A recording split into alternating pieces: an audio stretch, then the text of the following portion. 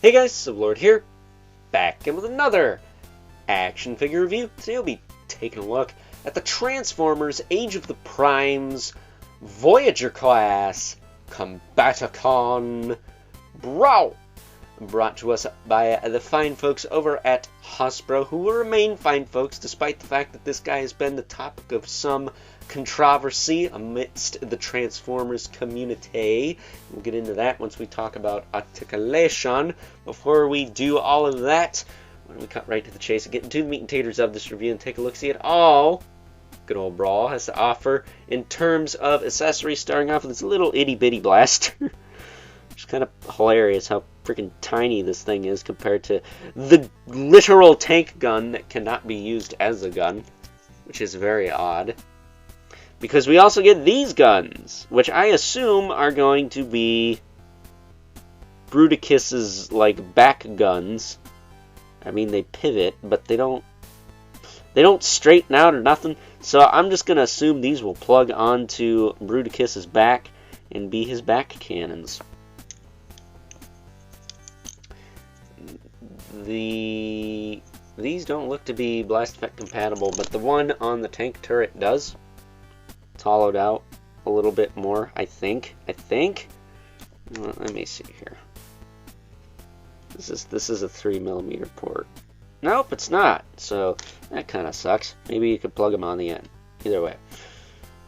The funny thing is, I kind of wish this could turn upside down, so you can have a big old dingle dong hanging between his legs. That's a tank turret, because that's funny. But no dice. This is locked up here, and that kind of, I don't know, that seems cumbersome to me. But looking at Brawl, he kind of looks like the love child of Frankenstein and Soundwave, and I love it. That's funny, at least in the head sculpt there. Other than that, pretty blocky, but you know, makes sense. G1 design, and he's a bigger dude. He's supposed to be a chunkier dude. That makes sense. But as far as articulation goes, his head will rotate, look up and down. He does have a bit of pivot there as well.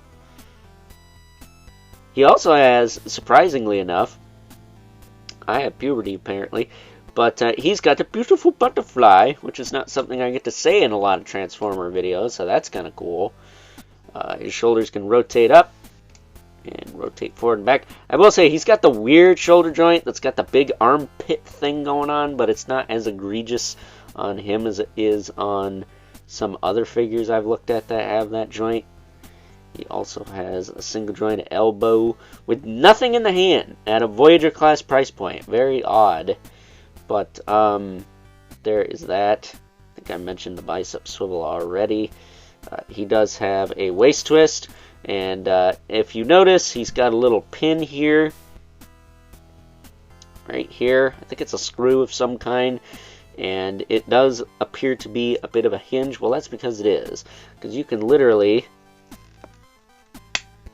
break him in half here, break him apart here, and hinge this up.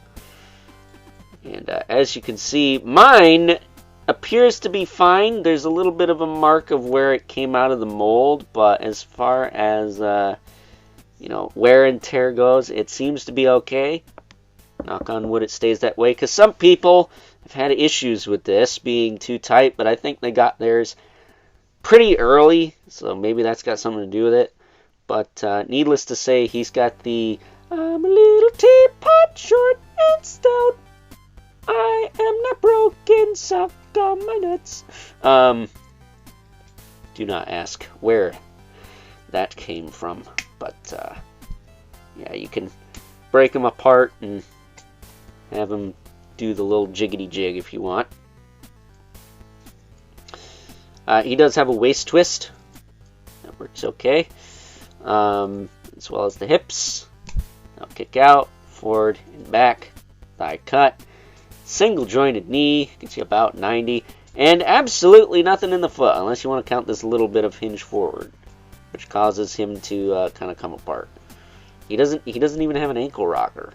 Like, at a Voyager class price point, he should have something in the feet, right? And I would think these panels would fold back too, but they don't.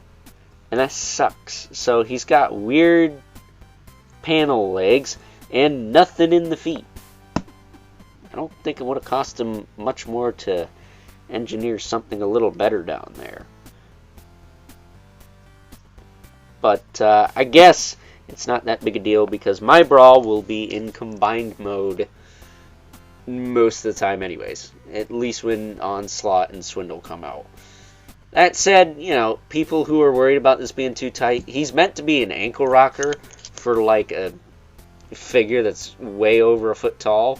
I think that's how big these guys tend to be when they're fully combined. I didn't measure Superion when I finished him. But you kind of want that to be tight so the thing is stable, but that's just me.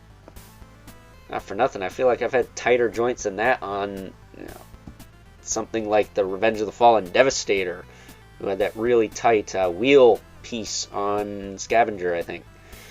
But not for nothing, he looks really cool, these three guns like just sticking up off his back like that. Almost looks like a samurai with the flags and stuff, but he's not. He's just chunky tank man, ready to blow you to Kingdom Come. That came out wrong.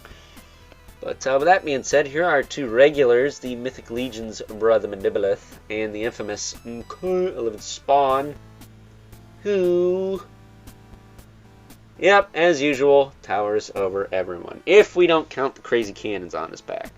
But that is considered cheating, so, you know, Al Simmons, once again, still the tallest. Still the tallest. So, with that being said, it's time now that we wrap things up with some final thoughts. Overall, and despite the fact that some folks out there had issues with good old Combaticon Brawl here, I was fortunate enough to get a late enough release of this guy to where that doesn't appear to be a problem. Knock on wood, it stays that way again. But other than that, I think he's cool. I think the main issue I have with him is that his feet don't do crap. And for a Voyager class, that's just kind of unacceptable. Same with the hands. His hands do absolutely nothing either. And that's just, for this class and price point, odd to me. I mean, this guy was almost $45 and his feet don't do anything and his hands don't do anything. But at the end of the day, it doesn't really matter what any of that stuff does because he's going to be in combined mode 99.98% of the time once Onslaught and Swindle come out. So there's that, I guess. So with that being said, before we wrap this sucker up, why don't we get good old Brawl here transformed and take a closer look at his vehicle mode. And as promised, here we have good old Sitcom Brawl in his tank mode. Because of course, there's a Decepticon that turns into a tank.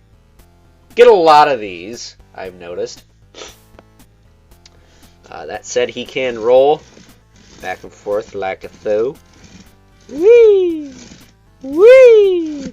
I don't think he goes wee when he plows over the dead bodies of Autobots. His turret can rotate side to side.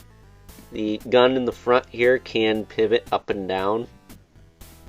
It's pretty tight though. Like this tank turret doesn't like lock in. So it's almost got more articulation than it really needs. And then these guns don't really do anything. They just kind of tab in on the back and that's it. And then his actual blaster right here almost gets in the way of one of these tabbing in. So it's a little odd, to say the least. But it's a decent little tank mode. It's nice and compact. I will say that, this side was a bit of a pain in the butt to fold in on mine, but as you can see, it is folded in just fine. And he looks good. Looks like he's ready to take down some Autobots with his fellow Combaticons.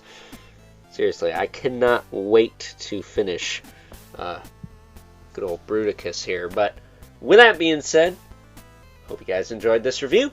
Till next time, I'll catch you guys Later.